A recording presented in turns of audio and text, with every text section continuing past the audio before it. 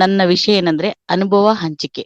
ಯಾವ ತರ ಅಂದ್ರೆ, ಈಗ ಮನಸ್ಸು ಅಂದ್ರೆ ಏನು, ಧ್ಯಾನ ಅಂದ್ರೆ ಏನು, ಚಕ್ರಗಳು ನಮ್ಗೆ ಕುಂಡಲಿನಿ ಚಕ್ರಗಳಂತಾರಲ್ಲ, 7 ಚಕ್ರಗಳು, ಅದ್ರ ಉಪಯೋಗಗಳೇನಂತ ಚುಟುಕಾಗಿ ಸಂಕ್ಷಿಪ್ತವಾಗಿ ನಾನು ಹೇಳ ಬಯಸುತ್ತೇನೆ. ಏನಂದ್ರೆ, ಈಗ ಮನಸ್ಸು ಅಂದ್ರೆ ಏನು? ಮನಸ್ಸು ಇಲ್ಲ, ಅದು ಆಕ್ಚುಲಿ ಅದು ಮನಸ್ಸಿದೆ ಅಂತೇಳಿ ನಾವು ಒಂದು ಭಾವನೆ ಇದೆ ಅಷ್ಟೇನೆ ನಮ್ಗೆ. ಯಾಕೆಂದ್ರೆ ಪ್ರಾಣಿಗಳಿಗೆ ಮನಸ್ಸೂ ಇಲ್ಲ, ಸಮಯನೂ ಇಲ್ಲ.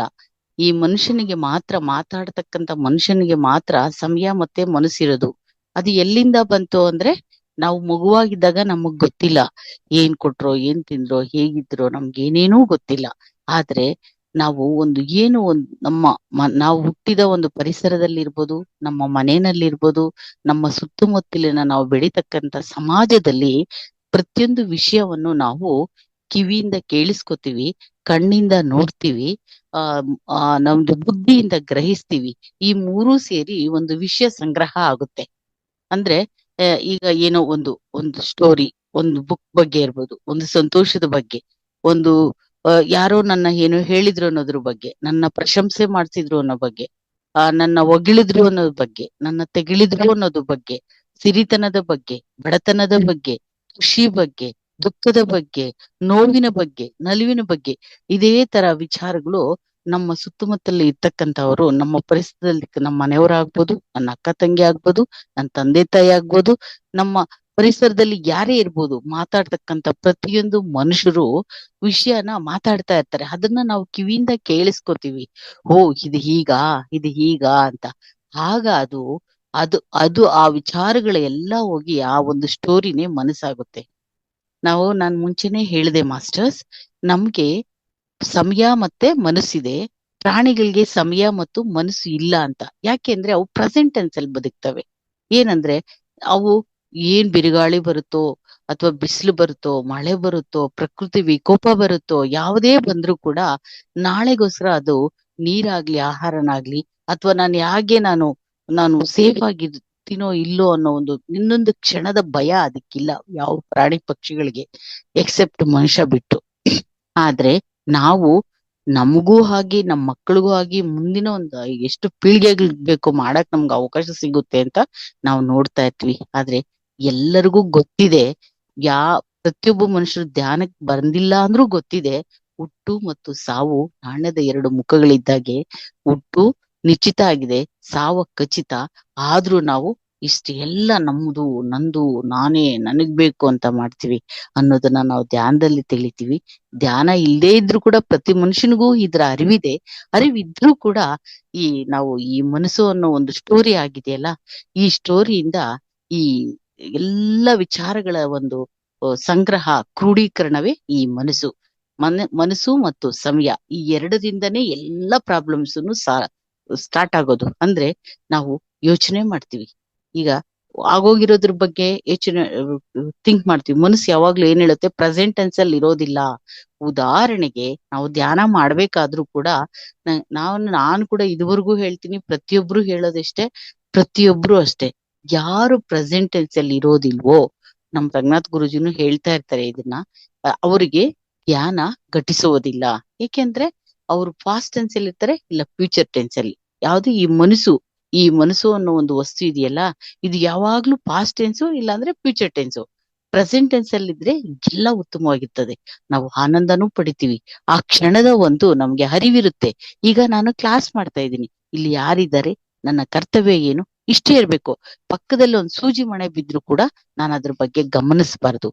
ಆಗ ನಮ್ಗೆ ಅವೇರ್ನೆಸ್ ಅಂತಾರೆ, ಇದನ್ನ ಅರಿವು ಅಂತಾರೆ. ಈಗಿದ್ದಾಗ ಪ್ರೆಸೆಂಟ್ ಟೆನ್ಸ್ ಅಲ್ಲಿ ಇರ್ತೀವಿ, ಆಗ ನಮ್ಗೆ ಧ್ಯಾನ ಘಟಿಸುತ್ತದೆ. ಈ ಒಂದು ಕಾರಣಕ್ಕೋಸ್ಕರನೇ ನಾನು ಹೇಳ್ತಾ ಇರೋದು, ಈ ಮನಸ್ಸು ಮತ್ತು ಸಮಯ ಮನುಷ್ಯನಿಗೆ ಬಿಟ್ಟು ಪ್ರಾಣಿ ಪಕ್ಷಿಗಳಿಗಿಲ್ಲ. ಅದಕ್ಕೆ ಅವು ಆನಂದವಾಗಿದೆ. ಅದೇ ಒಂದು ಪ್ರಾಣಿ ಪಕ್ಷಿ ಮರ ಗಿಡಗಳಿಗೆ ಯಾವ ಆಸ್ಪತ್ರೆಯೂ ಇಲ್ಲ, ಯಾವ ಡಾಕ್ಟರ್ಗಳು ಇಲ್ಲ, ಯಾವ ಒಂದು ನರ್ಸಿಂಗ್ ಹೋಮು ಇಲ್ಲ, ಯಾವ ಒಂದು ಸ್ಪೆಷಲಿಸ್ಟ್ಗಳು ಇಲ್ಲ. ನಮ್ಗೆಲ್ಲಾ ಇದ್ರೂ ಕೂಡ ಕಷ್ಟ ತಪ್ಪಿಲ್ಲ, ನಮ್ಗೆ ನಮ್ಮ ನೋವು ತಪ್ಪಿಲ್ಲ, ಅನಾರೋಗ್ಯ ತಪ್ಪಿಲ್ಲ. ಇದಕ್ಕೆಲ್ಲ ಕಾರಣ ಏನು? ನಮ್ಮ ಮನಸ್ಸು ಮತ್ತು ಸಮಯ ಅನ್ನೋ 2 ವಸ್ತುಗಳಿದೆಯಲ್ಲ, ಇದನ್ನ ನಾವು ಪ್ರತಿ ಕ್ಷಣದಲ್ಲೂ ಇರೋದನ್ನ ಬದುಕಿದಾಗ, ಇಂದಿಂದು ನೆನೆಸ್ಕೊಂಡಾಗ ಚಿಂತೆ ಆಗುತ್ತೆ, ನಾಳೆದು ಅಂದ್ರೆ ಪಾಸ್ಟ್ ಟೆನ್ಸ್ ನೆನೆಸ್ಕೊಂಡಾಗ ನಮ್ಗೆ ಚಿಂತೆ ಕಾಡುತ್ತೆ. ಆ ಚಿಂತೆಯೇ ನಮ್ಮ ಅನಾರೋಗ್ಯಕ್ಕೆ ಕಾರಣ ಆಗುತ್ತೆ. ಫ್ಯೂಚರ್ ಟೆನ್ಸ್ ನಾವು ನಾಳೆ ನೆಕ್ಸ್ಟ್ ಏನಿದೆ ಆಮೇಲೆ ಅದನ್ನ ನಾವು ಯೋಚನೆ ಮಾಡಿದಾಗ ಭಯ ಬರುತ್ತೆ. ಚಿಂತೆ ಮತ್ತು ಭಯ ಎನ್ನೋ ಎರಡು ಅಕ್ಷರಗಳಿಂದಾನೇ ನಮ್ಮ ಅನಾರೋಗ್ಯ, ನಮ್ಮ ಒಂದು ಆರ್ಥಿಕ ಆಗ್ಬೋದು, ಮಾನಸಿಕವಾಗಿ, ದೈಹಿಕವಾಗಿ ಎಲ್ಲಾ ಒಂದು ಕೆಟ್ಟ ಒಂದು ನಮ್ಮ ಪರಿಣಾಮಗಳು ಬೀರ್ಲಿಕ್ಕೆ ಈ ಎರಡು ವಸ್ತುಗಳು ಮುಖ್ಯ ಕಾರಣ. ಅದನ್ನ ಬಿಟ್ಟು ನಾವು ಖುಷಿಯಾಗಿ ಅಂದ್ರೆ ಧ್ಯಾನ ಮಾಡೋದು, ಅವಾಗ ಧ್ಯಾನ ಕೂಡ ನಮ್ಗೆ ಘಟಿಸುತ್ತೆ. ಧ್ಯಾನ ಸ್ಥಿತಿನಲ್ಲಿರ್ತೀವಿ, ಅವೇರ್ನೆಸ್ ಅಲ್ಲಿರ್ತೀವಿ, ಕಾನ್ಶಿಯಸ್ ಅಲ್ಲಿರ್ತೀವಿ. ಆಗ ನಮ್ಗೆ ಏನ್ ಮಾಡ್ತಾ ಇದ್ದೀವಿ, ಏನ್ ಆಗ್ತಾ ಇಲ್ಲ ಅಷ್ಟು ಮಾತ್ರ ಯೋಚನೆ ಮಾಡ್ತೀವಿ. ಇನ್ನೊಂದು ಮನುಷ್ಯನ್ಗೆ ಏನಾಗುತ್ತಂದ್ರೆ, ಈಗ ನಾವು ಇದ್ದೀವಿ, ಇವ್ ಹೋಗ್ತಾ ಇದೆ. ಈಗ ಮೇಡಮ್ ನನ್ಗೆ ಅಶ್ವಿನಿ ಮೇಡಮ್ ಆಗ್ಲಿ ಇನ್ನೊಬ್ರು ಮೇಡಮ್ ನನ್ಗೆ ಮಾಡಿದ್ರು, ಆದ್ರೆ ಈಗಿಲ್ಲ. ಅವ್ರು ನನ್ನ ಇನ್ವೈಟ್ ಮಾಡಿ ಹೊರಟೋದ್ರು, ಆಗೋಯ್ತು ವಿಚಾರ. ಆ ವಿಚಾರ ಆಗೋಯ್ತು, ಈಗಿಲ್ಲ. ಅದನ್ನ ಅಲ್ಲಿಗೆ ಬಿಡ್ಬೇಕು. ಈ ರೀತಿ ಒಂದು ನಾವು ಪ್ರೆಸೆಂಟ್ ವರ್ತಮಾನ ಕಾಲದಲ್ಲಿ ನಾವು ಬದುಕಿದಾಗ ಯಾವುದೇ ಒಂದು ಚಿಂತೆ ಆಗ್ಲಿ ಭಯ ಆಗ್ಲಿ ನಮ್ಮನ್ನ ಕಾಡೋದಿಲ್ಲ. ಇದರಿಂದ ಅನಾರೋಗ್ಯ ಬರೋದಿಲ್ಲ. ನಾವು ಖುಷಿಯಾಗಿರ್ತೀವಿ. ಮತ್ತೆ ಇದ್ರ ಜೊತೆಗೆ ಆಹಾರದ ಒಂದು ಶೈಲಿ ಅಂದ್ರೆ ಸಸ್ಯಾಹಾರ ಎಷ್ಟು ತಗೋಬೇಕು, ಹೇಗ್ ತಗೋಬೇಕು, ಎಷ್ಟೊತ್ತಿಗೆ ತಗೋಬೇಕು. ಈಗ ಉದಾಹರಣೆಗೆ ಕಾಲನೇ ನೋಡಿ, ಬೆಳಿಗ್ಗೆ, ಮಧ್ಯಾಹ್ನ, ರಾತ್ರಿ ಎಲ್ಲ ಇರುತ್ತೆ. ಏನಕ್ಕೆ? ಪ್ರಕೃತಿ ಮಾತೆಗೂನು ಬರೀ ಮಳೆ ಬರ್ತಾ ಇದ್ರುನು ಗಿಡ ಎಲ್ಲ ಒಂದು ಮಂಕಾಗಿರ್ತವೆ. ಈಗ ಬಿಸಿಲು ಮಳೆ ಎಲ್ಲ ಸಮಚಿತ್ತದಿಂದ ಇದ್ದಾಗ ವಾತಾವರಣದಲ್ಲಿ ಆ ಒಂದು ಪ್ರಕೃತಿ ಮಾತಿನಲ್ಲಿ ಇರ್ತಕ್ಕಂತ ಈ ವನ ಸಂಪತ್ತು ಕೂಡ ಹಾಗೆ ನಳೆನಳಿಸುತ್ತಾ ಅವ್ರ ಬೆಳವಣಿಗೆ ಆಗುತ್ತೆ. ನಮಗೂ ಹಾಗೇನೆ ಈಗ ಹೇಳ್ತೀವಿ, ಏನು ಸೈಂಟಿಫಿಕ್ ಆಗಿ ವೈಜ್ಞಾನಿಕವಾಗಿ A B C ವಿಟಮಿನ್ಸ್ ಇದೆಯಲ್ಲ, B12 ಅದು ಇದು ಕ್ಯಾಲ್ಸಿಯಂ, ಕಾರ್ಬೋನೇಟ್ಸ್ ಅದೆಲ್ಲ ಇದೆಯಲ್ಲ, ಕಾರ್ಬೋಹೈಡ್ರೇಟ್ಸ್ ಈ ತರ ಎಲ್ಲ, ಅದೆಲ್ಲಾನು ನಮ್ಗೆ ಸಮಚಿತ್ತವಾಗಿ ತಗೋಬೇಕಂದ್ರೆ ಸಸ್ಯಾಹಾರ ಆಹಾರ, ಇಷ್ಟು ನೀರು ಮತ್ತೆ ಇಷ್ಟು ವ್ಯಾಯಾಮ, ಮತ್ತೆ ಮನಸ್ಸಿಗೆ ಒಂದು ದೇಹಕ್ಕೋಸ್ಕರ ಒಂದು ನಡಿಗೆ ಬೆಳಗ್ಗೆ ಮತ್ತೆ 7 ಗಂಟೆ ಒಳಗಡೆ, ಸಂಜೆ 5 ಗಂಟೆ ಮೇಲೆ ಪ್ರಕೃತಿ ಜೊತೆ ಬೇರ್ ಫುಟ್ ಅಲ್ಲಿ ಅಂದ್ರೆ ಖಾಲಿ ಚಪ್ಪಲಿಗಳು ಹಾಕೊಳ್ಳದೆ, ಅಂದ್ರೆ ಟಾರಲ್ಲಲ್ಲ, ಗ್ರಾಸ್ ಹುಲ್ಲು ಇರುತ್ತಲ್ಲ ಅದ್ರ ಮೇಲೆ ಆಗ್ಬೋದು, ಅಥವಾ ಮಣ್ಣು ಇರುತ್ತಲ್ಲ ಅದ್ರ ಮೇಲೆ ನಾವು ನಡೆದಾಗ ನಮ್ಗೆ ಹರ್ಪಿಂಗ್ ಆಗುತ್ತೆ. ಏನು ಪಾದಕ್ಕೆ ನಮ್ಗೆ ಅಡಿಯಿಂದ ಮುಡಿ ತನಕ ನಮ್ಗೆ ಮ್ಯಾಗ್ನೆಟ್ ಏನು ಹೇಳ್ತಾರೆ, ರಿಯಾಕ್ಷನ್ ಆಗುತ್ತೆ. ಅಡಿಯಿಂದ ಮುಡಿ ತನಕ, ಪಾದದಿಂದ ತಲೆ ತನಕ ನಮ್ಗೆ ಮಣ್ಣಿನಲ್ಲಿ ನಡೆದಾಗ ಬೇರ್ ಫುಟ್ ಅಲ್ಲಿ ಚಪ್ಪಲಿ ಹಾಕೊಳ್ಳದೆ, ಬೆಂಗಳೂರಲ್ಲಿ ಎಲ್ಲಿ ಸಿಗುತ್ತೋ ಗೊತ್ತಿಲ್ಲ, ಆದಷ್ಟು ಪಾರ್ಕ್ಗಳ ಹತ್ರ ಅಲ್ಲಿ ಇಲ್ಲಿ ಹೋದಾಗ ಕಾಲಲ್ಲಿ ಚಪ್ಪಲಿ ಹಾಕಿ ಪಕ್ಕಕ್ಕೆ ಬಿಟ್ಟು ಬರೀ ಕಾಲಲ್ಲಿ ನಾವು ನಡೆಯೋದನ್ನ ಅಭ್ಯಾಸ ಮಾಡಿದಾಗ, ಆವಾಗ ಆಕ್ಯುಪೆಂಚರ್ ಅಂತಾರಲ್ಲ ನಮ್ಮ ಮಹಾವತಾರ ಫೌಂಡೇಶನ್ ಅಲ್ಲಿ, ಆ ತರ ಕಾಲಿಗೆಲ್ಲ ಆಕ್ಯುಪೆಂಚರ್ ಆಗಿ ಒಂದು ಏನು ರಕ್ತ ಪರಿಚಲನೆಗೆ ನಮ್ಗೆ ದೇಹದಲ್ಲಿ ಬಹಳ ಅತ್ಯುತ್ತಮವಾದ ಒಂದು ವಾತಾವರಣವನ್ನು ನಮ್ಮ ದೇಹಕ್ಕೆ ಸೃಷ್ಟಿಯಾಗುತ್ತೆ. ಒಂದು ಒಳ್ಳೆ ಫಲವತ್ತಾದ ಆಕ್ಯುಪೆಂಚರ್ ಸಿಗುತ್ತದೆ. ಈ ಒಂದು ಬೆಳಗಿನ ಗಾಳಿ, ಸಾಯಂಕಾಲ ಸಂಜೆ ಗಾಳಿ ತಗೊಂಡಾಗ ಆ ಒಂದು ವಾತಾವರಣದಲ್ಲಿರ್ತಕ್ಕಂಥ ಫ್ರೀಜ್ ತಂಗಾಳಿಯ ಮುದ ಮತ್ತೆ ಈ ದೇಹಕ್ಕೆ ಮಾನಸಿಕವಾಗಿ ದೈಹಿಕವಾಗಿ ನಮ್ಗೆ ಬಹಳ ಆರೋಗ್ಯದಾಯಕ ಮತ್ತು ಮನಸ್ಸಿಗೆ ನೆಮ್ಮದಿ ಅನ್ನು ಸಿಗುತ್ತದೆ. ಆಹಾರದ ವಿಚಾರದಲ್ಲಿ ಸಸ್ಯಾಹಾರ ತಗೊಂಡಾಗ ನಮ್ಮ ದೇಹಕ್ಕೆ ಹೇಳ್ತಾರೆ, ನಮ್ಮ ದೇಹವೇನು ಪ್ರಾಣಿಗಳ ರೀತಿ ನಾವು ಮಾಡಿರೋದಲ್ಲ, ನಮ್ಗೆ ಭಾಷೆ ಇದೆ, ಮನಸ್ಸಿದೆ, ಸಮಯ ಇದೆ, ನಮ್ಗೆ ಕಹಿ ಸಿಹಿಯ ಅನುಭವ ಪಡಿತಕ್ಕಂತ ಎಲ್ಲಾ ಒಂದು ವಿಚಾರಗಳನ್ನು ಭಗವಂತ ನೀಡಿರೋದ್ರಿಂದ ಎಷ್ಟು ಬೇಕೋ ಅಷ್ಟೇ ತಗೋಬೇಕು, ಸಸ್ಯಾಹಾರನೇ ತಗೋಬೇಕು. ನಮ್ದೇನು ಹೊಟ್ಟೆನೆ ಮಶಾಣ ಅಲ್ಲ ಅಂತ ಯಾಕೆ ಹೇಳ್ತಾರೆ ಸಸ್ಯಾಹಾರ ಜಾತಗಳಲ್ಲ ಅಂದ್ರೆ, ನಮಗೆ ಸಸ್ಯಾಹಾರಕ್ಕಂತಾನೆ ನಮ್ಮ ದೇಹ ಮಾಡಿರ್ತಕ್ಕಂಥದ್ದು. ಈಗ ಹಾಸ್ಪಿಟ್ಲ್ಗೆ ಹೋಗ್ರಿ, ಡಾಕ್ಟರ್ ಹೇಳ್ತಾರೆ ನೀವು ಮಾಂಸ ಆದಷ್ಟು ನಿಲ್ಲಿಸ್ಬೇಕಂತಾರೆ. ಯಾಕೆ? ಕೊಲೆಸ್ಟ್ರಾಲ್ ಸ್ಟಾರ್ಟ್ ಆಗುತ್ತೆ.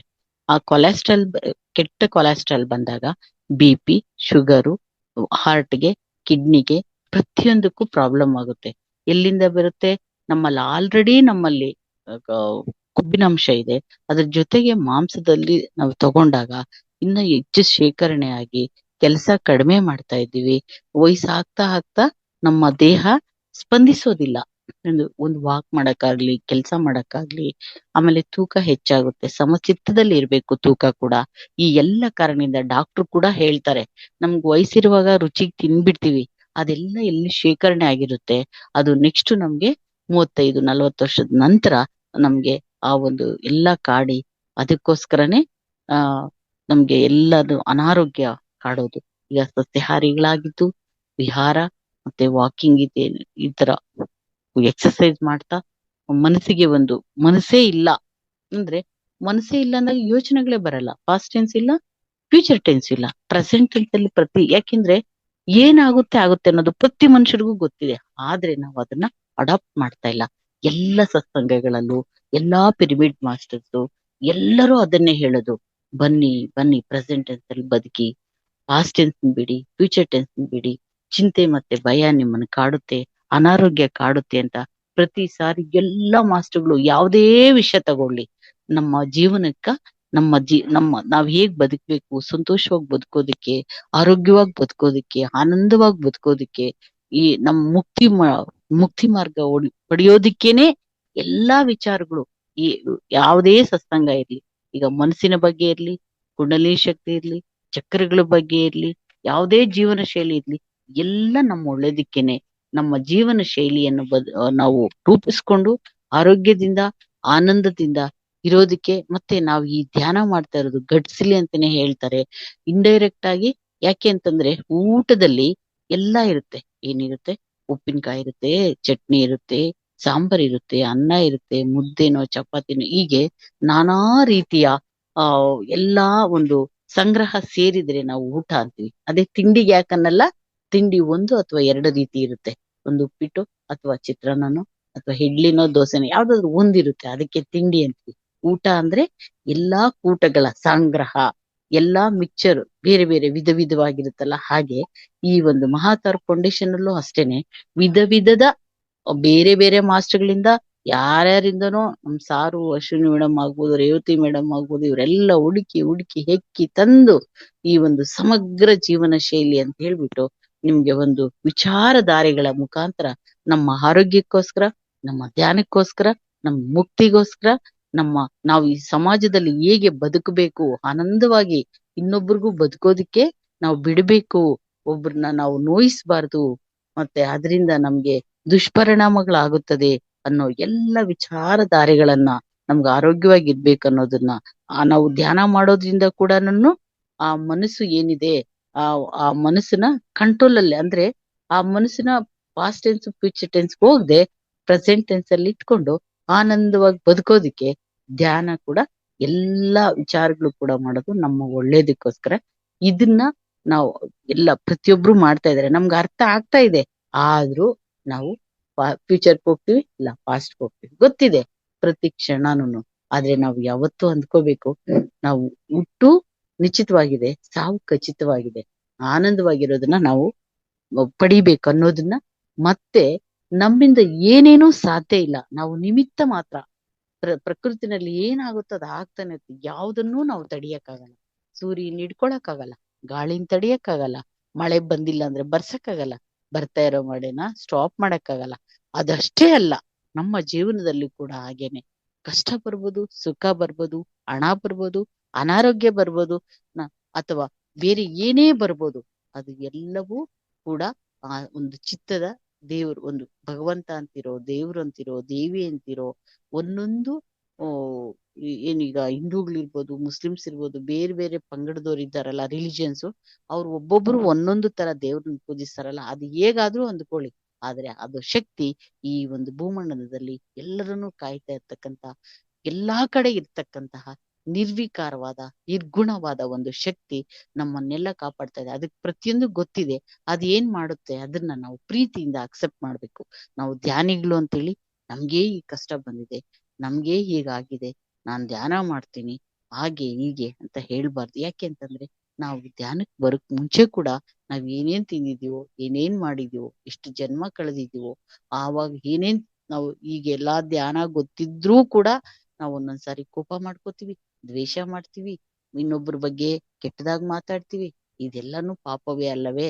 ಈಗ ನಮ್ಮ ಬಗ್ಗೆ ಅದು ನಿಜಾನೋ ಸುಳ್ಳು, ಒಬ್ರು ಏನಾದ್ರು ಹೇಳ್ದಾಗ ನಮ್ಗೆ ಎಷ್ಟ್ ನೋವಾಗುತ್ತೆ, ನಮ್ಗೆ ಯಾವ್ದು ನೋವು ಅನ್ಸುತ್ತೆ, ಅದು ಇನ್ನೊಬ್ರಿಗೂ ನೋವೇ ಅಲ್ವಾ? ನಮ್ಮ ತರನೇ ಅವ್ರದ್ದು ಆತ್ಮ ಅಲ್ವಾ? ಹಾಗೆ ಇದನ್ನೆಲ್ಲ ನಾವು ತಿಳ್ಕೊಂಡಾಗ ನಮ್ಗೆ ಏನ್ ಅನ್ಸುತ್ತದೆ, ಈ ಎಲ್ಲ ನಾವು ಪ್ರೆಸೆಂಟ್ ಟೆನ್ಸ್ ಅಲ್ಲಿ ಇರ್ಬೇಕು. ಮನಸ್ಸು ಅನ್ನೋದನ್ನ ನಾವು ಈ ಒಂದು ಎಲ್ಲ ಸಂಗ್ರಹದ ಒಂದು ಮೂಟೆ, ಆ ಮೂಟೆ ಅನ್ನೋದು ಇರಬಾರ್ದು. ಆಗ ನಮ್ಮ ತಲೆನಲ್ಲಿ ಭಾರ ಇರಲ್ಲ, ನಮ್ಗೆ ಬರೀ ಖುಷಿ ಇರುತ್ತೆ, ಆನಂದ ಇರುತ್ತೆ, ಧ್ಯಾನನೂ ಗಡಿಸುತ್ತೆ. ಏನಿದ್ರೆ ಅದು ಯಾಕೆಂದ್ರೆ ನಾವು ಹುಟ್ಟಿರೋದು ನಮಗ್ ಗೊತ್ತಿಲ್ಲ, ನಾವು ಸಾಯೋದು ನಮ್ಗ್ ಗೊತ್ತಿಲ್ಲ. ಪ್ರತಿ ಕ್ಷಣ ಆನಂದಮಯ ಕ್ಷಣ ಅಂತೇಳಿ ನಾವು ಭಾವಿಸ್ತೀವಿ. ಮೇಡಮ್, ಸಮಯ ಇದೆಯಾ, ಆಗೋಯ್ತಾ? ಮೇಡಮ್, ನಿಮ್ ಸ್ವಾಧ್ಯಾಯ ತುಂಬಾ ಚೆನ್ನಾಗಿದೆ. ಇನ್ನು ½ ಕೊಟ್ರು ಪರವಾಗಿಲ್ಲ. Okay 10 minutes. Okay. Okay madam, thank you. ಹಾಗಾಗಿ ನಾವು ಏನ್ ಮಾಡ್ಬೇಕಂತ ಹೇಳಿದ್ರೆ, ಪ್ರೆಸೆಂಟ್ ಟೆನ್ಸ್ ವರ್ತಮಾನ ಕಾಲದಲ್ಲಿ ಬದುಕೋದನ್ನ ನಾವು ಕಲಿಯೋದನ್ನ ರೂಢಿಸ್ಕೊಳ್ಬೇಕು. ಪ್ರತಿಯೊಬ್ಬರ ಒಂದು, ಈಗ ಯಾರೇ ಇರ್ಲಿ, ಅವ್ರಿಗೆ ಎಷ್ಟೇ ಕೆಲಸ ಇರ್ಲಿ, ನಮ್ಮ ಎಲ್ಲರ ಒಂದು ಪಿರಮಿಡ್ ಮಾಸ್ಟರ್ಗಳೆಲ್ಲರೂ ಯಾಕೆ ಜನಸೇವೆ ಮಾಡ್ತಾ ಇದ್ದಾರೆ ಅಂದ್ರೆ, ಪ್ರತಿಯೊಬ್ರು ಆನಂದಮಯವಾಗಿರ್ಲಿ, ಅವ್ರಿಗೆ ಧ್ಯಾನ ಗಟ್ಸ್ಲಿ, ಆ ಮನಸ್ಸು ಅನ್ನೋ ಒಂದು ಮನಸ್ಸು ಅನ್ನೋ ಒಂದು ವಸ್ತು ಪ್ರತಿಯೊಬ್ಬರಲ್ಲಿ ಇಲ್ಲದೆ ಆಗ್ಲಿ, ಸಂತೋಷವಾಗಿ ಒಂದು ವರ್ತಮಾನ ಕಾಲದಲ್ಲಿ ಬದುಕಲಿ ಅನ್ನೋದೇ ಇಲ್ಲಿ ಓದ್ಬೇಕು, ಒಂದು ಡಿಗ್ರಿ ಆಗ್ಬೇಕು, PhD ಆಗ್ಬೇಕು, ಓದೇ ಇಲ್ಲ ಅನ್ನೋದೇನಿಲ್ಲ. ನಾವು ಪ್ರತಿಯೊಬ್ರು ಆತ್ಮಗಳಷ್ಟೇ ಇಲ್ಲಿ. ಪ್ರತಿಯೊಬ್ರು ಹೆಣ್ಣಾಗ್ಬೋದು, ಗಂಡಾಗ್ಬೋದು, ಇಲ್ಲಿ ಜಾತಿ ಭೇದ, ವಯಸ್ಸಿನ ಅಂತರ, ಬಡವ ಬಲಿದ ಏನೇನು ಇಲ್ಲ. ಯಾಕೆ ಅಂತಂದ್ರೆ, ನಮ್ಗೆ ಮಾತಾಡಕ್ ಬಂದ್ರೆ ಸಾಕು, ವಿಷಯ ಕೇಳಿಸ್ಕೊಳಕ್ ಬಂದ್ರೆ ಸರಿ, ನಾವು ನೋಡಕ್ಕಾದ್ರೆ ಸರಿ, ಅಷ್ಟಿದ್ರೆ ಸಾಕು. ಒಬ್ಬ ಮನುಷ್ಯನ್ಗೆ ಈ ವಿಚಾರಗಳು ಯಾರು ಈಗ ಮಾಡ್ತಾ ಇದ್ದಾರಲ್ಲ, ಅದು ಎಕ್ಸ್ಟ್ರೀಮು. ಈ ನಮ್ಮ ಮಹಾವತಾರ ಫೌಂಡೇಶನ್ ಅಲ್ಲಂತೂ ಪ್ರತಿಯೊಂದು ವಿಚಾರದ ಬಗ್ಗೆನೂ ಇಲ್ಲಿ ಮಾಹಿತಿ ಸಿಗುತ್ತೆ. ನಾವು ಬುಕ್ಸ್ ಓದ್ಬೇಕಾದ್ರೂ ಕೂಡ ಒಬ್ಬೊಬ್ಬರಿಗೆ ಕಣ್ಣು ಬರುತ್ತೆ, ಒಬ್ಬೊಬ್ರಿಗೆ ಇಂಟ್ರೆಸ್ಟ್ ಇರಲ್ಲ. ಇಲ್ಲಿ ಏನಿಲ್ಲ, ಕೆಲಸ ಮಾಡ್ಕೊಂಡೇ ನಾವು ಅಷ್ಟು ಸಂಗ್ರಹ ಆಗಿರ್ತವೆ ವಿಚಾರಗಳನ್ನ ನಿಮ್ಗೆ ಉಣಬಡಿಸ್ತಾರೆ. ಆ ಕೇಳಿಸ್ಕೊಂಡು ಅಟ್ಲೀಸ್ಟ್ ನಮ್ಮ ಮನಸ್ಸು ಹೇಳ್ತಾರೆ. ಈಗ ನಾವು ಶ್ರೀಗಂಧದ ಜೊತೆ ಈ ಈ ಕೊಚ್ಚೆ ಜೊತೆ ಜಗಳ ಸ್ನೇಹ ಮಾಡೋದಕ್ಕಿಂತ ಶ್ರೀಗಂಧದ ಜೊತೆ ಗುದ್ದಾಡಿದ್ರೆ ನಮ್ಮ ದೇಹ ಎಲ್ಲ ಪರಿಮಳ ಆಗುತ್ತೆ ಅಂತ. ಹಾಗೆ ಈ ಒಂದು ಮಹಾತರ ಫೌಂಡೇಶನ್ ಅಲ್ಲಿ ಜಸ್ಟ್ ಫೋನ್ ಇಟ್ಕೊಂಡು ನಮ್ ಕೆಲಸ ಮಾಡ್ಕೊಂಡು ವಿಡಿಯೋ ಆಫ್ ಮಾಡ್ಕೊಳ್ಳಿ. ಯಾಕಂದ್ರೆ ಕೆಲಸ ಮಾಡುವಾಗ ನಾವು ಅಡುಗೆ ಮನೆಯಲ್ಲಿ ಅಲ್ಲಿ ಇಲ್ಲಿ ಬೆಳಗ್ಗೆ ಅಥವಾ ಸಂಜೆ ಏನೋ ಮಾಡ್ತಾ ಇರ್ತೀವಿ.